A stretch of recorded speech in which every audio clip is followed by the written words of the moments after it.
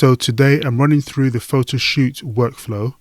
This showcases how to create a model, style a model, and also generate lots of pictures from a photoshoot of a model.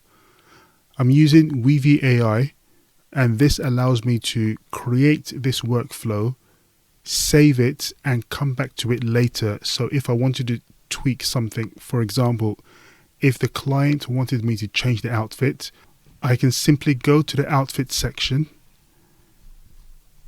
change the outfit, and run the workflow again without having to recreate everything from the beginning step by step.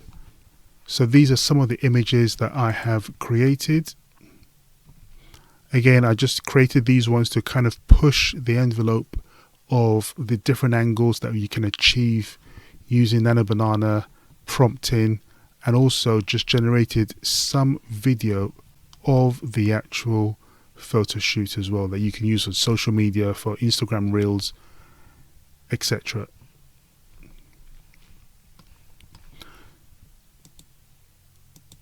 So this is the complete workflow. We're going to start at the beginning, which is the character builder. Again, you don't have to use the character builder. If you already have your full length picture of your model that you want to use, then you can just start straight away from this section here. But in this situation, I'm going to actually build my model. This way I have more control over how she looks or how he looks, style of the hair, skin tone, skin texture, the studio background color, and various other things. So in this character builder, it consists of something similar to a custom GPT, where you have a prompt, you have a system prompt, and you have an LLM that takes all the inputs and runs through to create a variety of different prompts. So here, all I want to do is create 2 images. I just need a face reference and I need a full body image. In the prompt, we get to choose the gender, age, height, skin type or texture, the hairstyle, the length of the hair, and other intricate details of the hair if you wanted to, her expression, the framing. So initially I want a headshot, but you can always develop that if you want. Something that is really good is you can also do something specific like the background color, and I can input the hex number into this prompt and it will give me something very similar to that color. I also asked it to return 2 JSONs. JSON 1 will be the headshot, which will just be the face reference, and JSON 2 will be the full body reference. The reason why I chose to use a JSON is because it's a little bit more like machine language, where this prompt is very structured, very specific, and you can add things like skin retouching detailed. You can add things like what the full body looks like or what the model is wearing. You can be specific in the type of camera and lens that you actually want to use. The color, temperature. It just makes it easy for me to see where all these things are in this section. Make sure that the camera section contains everything that I need. The studio lighting is specific to what I need because that gives you the quality of light and the quality of the shot. And even things like the background lighting or the background texture. So it gives you a lot of control as to how each element of the scene is crafted. For example, you can see the background lighting effect is a subtle white backlight position behind the subject. And you can see this here where you have a slight glow around the model and then it gradually goes to the studio background color. So with the JSON prompt, the system prompt helps to guide the original prompt to an output. The prompt, I give it specific instructions. For example, I give it the description of the model, and I give it what output I kind of want. The LLM I chose to use is the Gemini 3 Pro, and you can actually tweak the temperature to let the LLM be a little bit more creative in how it outputs its prompt. I also put this line here: no explanation, no extra text, and only the JSON object separated by 3 hashtags. This helps to separate each prompt so that you can use them to develop the images that you need. Once the LLM is generated, once you click on run on this LLM, it will output this text, and you can see that each JSON is separated by 3 hashtags. With the array tool, you can decide to then split these prompts. As you can see, we've got 2 prompts here, and using the list node, you can grab each listing of the array. So you can see this one is prompt 1 and this is prompt 2. I decided to use Google Imagen 4 because it is a text to image generator, and that's all I really needed. I just needed a prompt and I needed an image as the outputs. Imagen or Imagen 4 is quite a good image generator. Output 2K, I use the fast version, and 1:1, so a nice passport headshot. As you can see, we've got the detail in there. You can always upscale this if you want to, but I just wanted to keep it as simple as possible and just keep it 2K. Get some nice detail in the skin, straight hair, and keep it very simple. Nice expression and nice background color to separate the model from the background.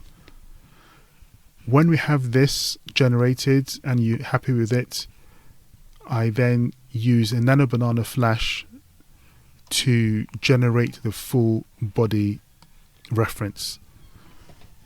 With this, all I needed was the input reference for the face and the second text prompt that is specific to the body to generate the full body. And as you can see, the second category was full body, and the reference style is to get a consistent character. So all we're doing is we're using a reference image here to get the consistent character. As for the headshot, the category was just headshots, and the prompt was the ultra realistic studio, etc. So it's just an image generation of the face. Alright, so this section is strictly to create our model. Just to recap, we can give the model specific features. We can choose the gender of the model, age, height, hair color, hair texture, the background color, etc. And I told it to output 2 prompts, one for the face and the second one's to use the face as a reference for the full body. So I think it did quite a good job here. Next is to move over to styling the model. So we're going to treat it like an actual photo shoot. The model comes in, the client gives us clothes for the model to wear, and this is the next step to get the model styled.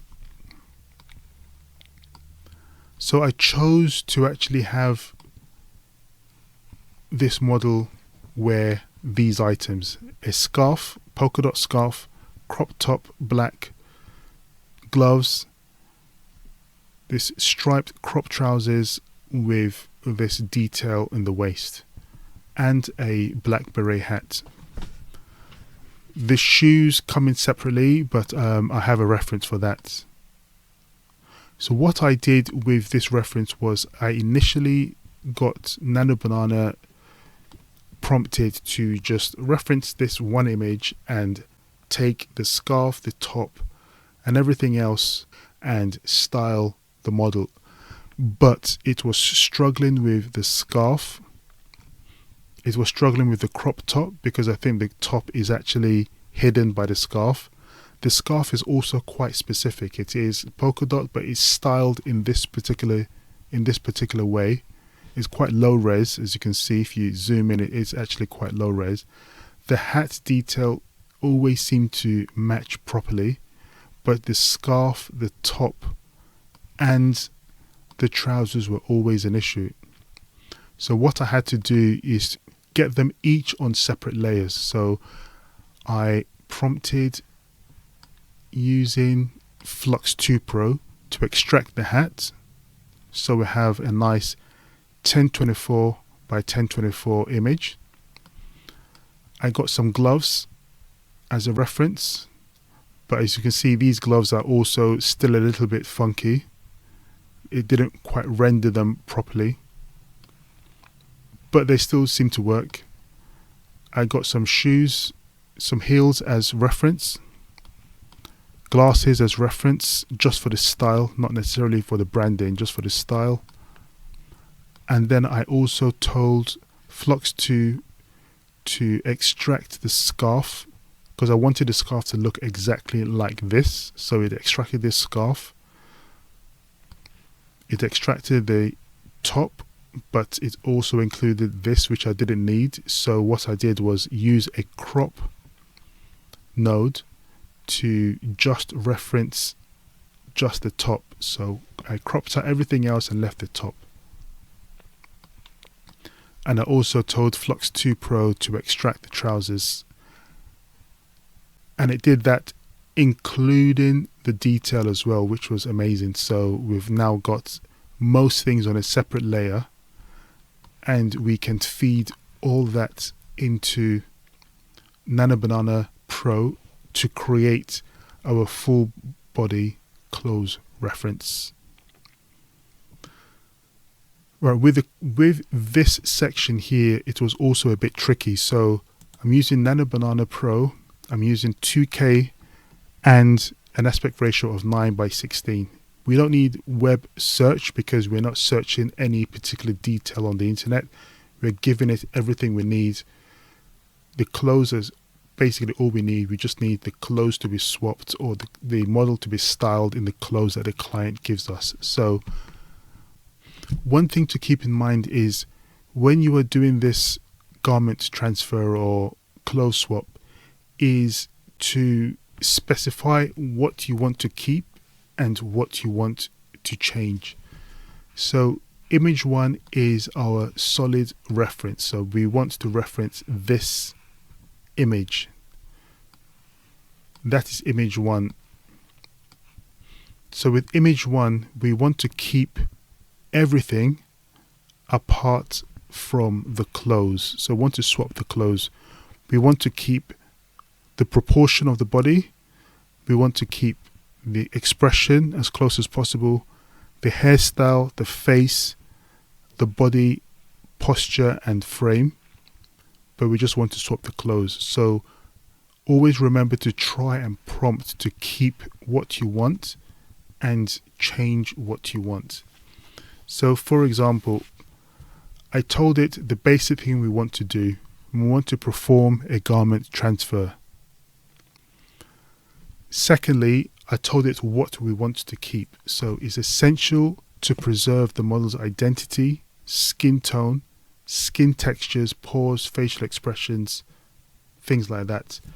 I then told it what I needed to keep, what I needed to change, which is replace the outfit, replace the hat, gloves, heels, glasses, scarf, and the black top.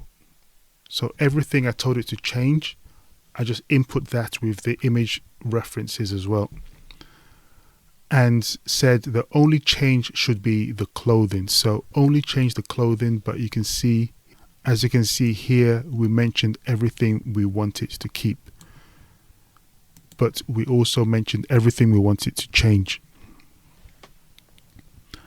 Just to re-emphasize, I also mentioned it again, the person must remain the same from the original photo, and also take no clothes from image 1,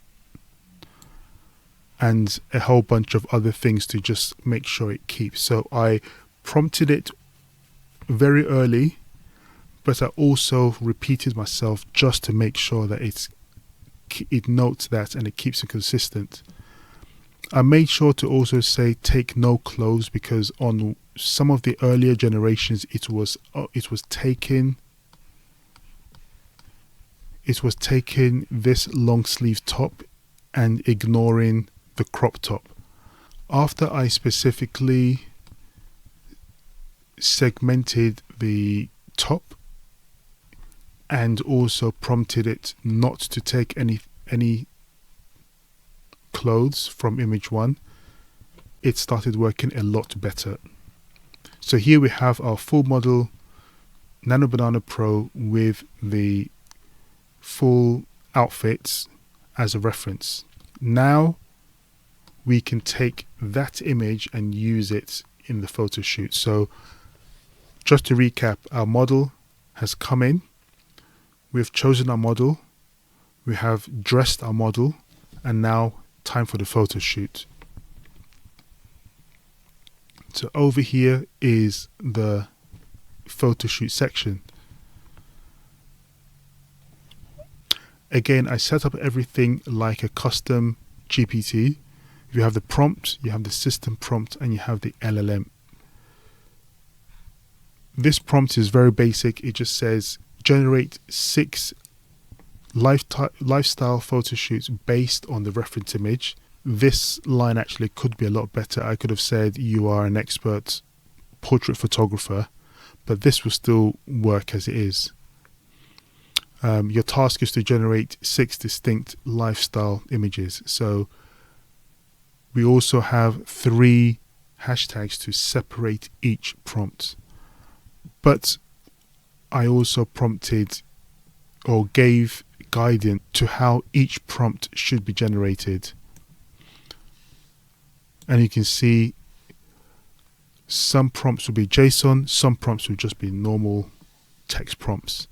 But again, I just did this just to push and to see how far we can actually push the LLM and the system to get us some really cool different photos. So take your time to read through all the system prompts, but you can see each prompt is kind of curated to give us a particular look. You can keep this as complex or as simple as you want. You can just say, generate me 6 different prompts. Each prompt should be a different pose in a chair. You can say something like each prompt could be outside in a cafe at different parts of the cafe. You can be as specific as you want or as vague as you want here, but try to, if it's too vague, it's gonna you might get similar images. But if it is a little bit crafted, or you mentioned what each prompt or each image should be, then it will conform to that. What I did though with the LLM, I'm still using Gemini 3 Pro, but you can see I've changed the temperature to 0.4 to give the LLM a little bit more freedom and space to be creative with the prompts I give it. So after I've done that, I then have this array. But just to give you another insight into any LLM, I don't have thinking ticked. With thinking, it tends to add a lot of extra wordings, and it also gives you its process of thinking in this LLM. So it's almost like wasted tokens, but it for some reason it doesn't always hide the thinking. It will still display the thinking. So experiment with switching this on and off, but I tend to leave it off if I'm not going to need anything too complex. Just a quick note for this system prompt. So while prompting, I'm giving it quite specific words to actually give me certain angles as well, just to push the camera to do more interesting shots. So an example, I'm saying close-up wide angle shots. I'm also saying things like worm's eye view. You know, I'm also saying things like bird's eye view. Top of the head is positioned right next to the lens, so it forces the camera to break out of the traditional angles it would normally do and go for something a bit more extreme and a bit more creative. And as you can see, it actually outputted some normal text and some JSON prompts as well. A nice mix between all 6. We use the router node to get the image of the model fully dressed as a reference. Instead of dragging this output constantly to each image generation, you can just use a router. The router is quite helpful because all you need to do is just have one input, and the spaghetti strands of these strings just come from the output. All you need to do is just change one image if you want to affect anything else instead of having to do it manually. So I used a whole bunch of routers to keep everything neat. But when you're doing this array list combo, always make sure that you click on your list to see that, okay, list 1 is prompt 1, list 2 is prompt 2, etc., etc., till you get to the end. List 6 is prompt 6. Then all that gets fed into Nano Banana Pro. Again, Nano Banana Pro, just basic settings, 2K 9:16. You can use auto, but I prefer to actually just select the aspect ratio I want to use so that it doesn't get confused in terms of the aspect ratio. It might generate something square, something else, but this, I mean, it will tend to generate whatever the reference image style is, but just to be safe and not waste any credits, I'm just going to make everything 9:16 as a specific aspect ratio. Once we've done that, you can see we've got some amazing angles, different styles, even something very complex like this gigantism type picture where you have a giant model and a slightly smaller model in her hand, but you can still see the beret is there. We have the straight hair, we have the scarf in this style, the gloves are still intact, even the style of the mini model is exactly the same. Gloves, crop top, crop jeans, scarf, and the hat as well. You can even see the shoes still there. So this model is still consistent even in the cafe. Gloves, scarf, hat, glasses, and you can see the glasses as well. I think on another generation the glasses we can make the glasses look exactly like our reference, but again you just have to generate. You see these are better, but you just have to play around with the different generations.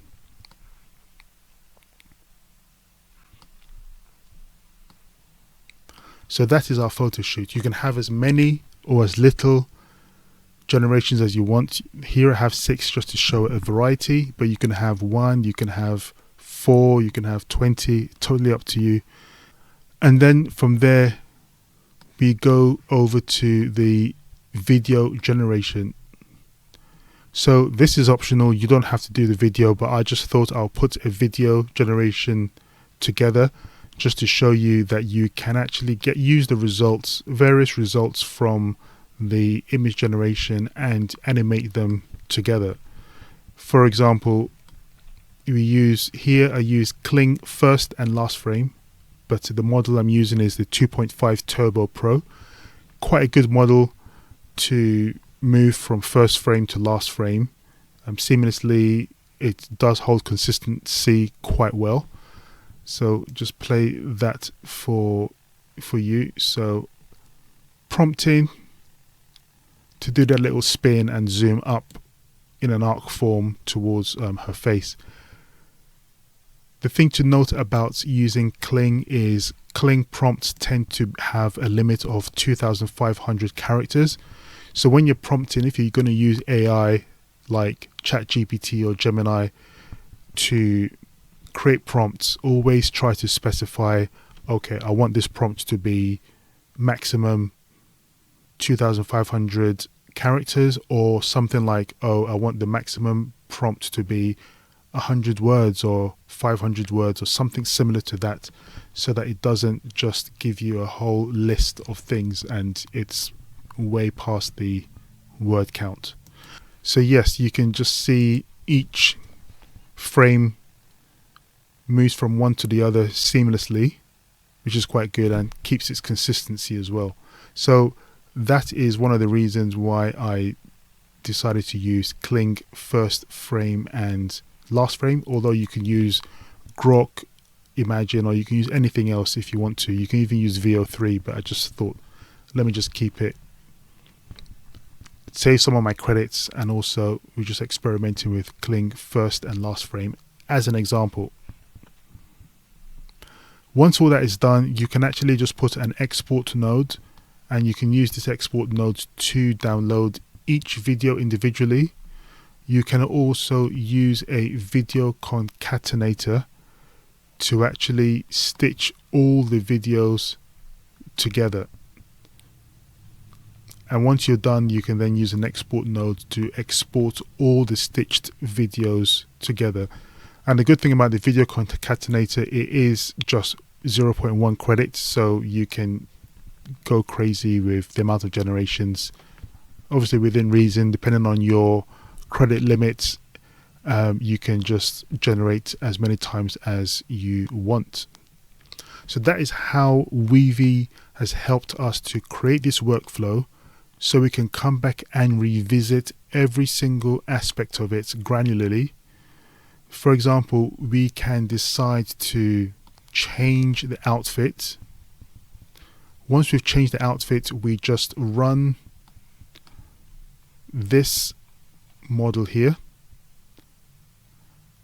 and this model will give us a brand new outfit on this model we've just generated, and we can use that as a reference, as a style and clothing reference for our photo shoot. We'll come back over here, we run the any LLM to generate some photo shoot image ideas, and then we run a whole bunch of image generations, Nano Banana Pro, to give us some new updated photos with our new outfit that we have just generated. So again, it just makes it seamless, just makes it easy to walk away from this photo shoot. But if the client wants exactly the same model and wants the model in a different outfit, then all we need to do is just get the new outfit, get the different items of the outfit, and the, for example, if she's wearing jewelry or a different shoe, something like that, and we can just regenerate everything else.